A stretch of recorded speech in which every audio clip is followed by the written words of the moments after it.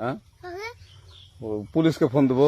Please আমাকে ক্ষমা করে দাও, প্লিজ প্লিজ আমাকে ক্ষমা করে দাও, প্লিজ প্লিজ। কেটা আম পড়েছে?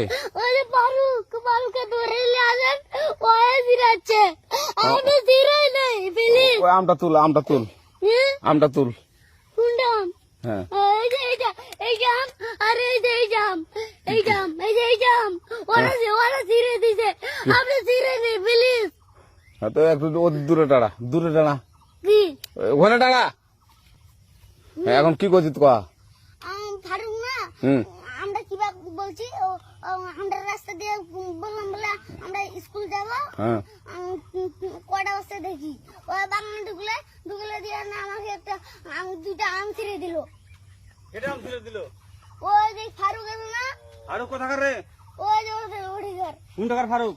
ওই এনে তুলিস না, হ্যাঁ। এনে তুললে বেটা, তো এখন ওই যে পুলিশ ডাকবো। পুলিশ ডাকবেন? প্লিজ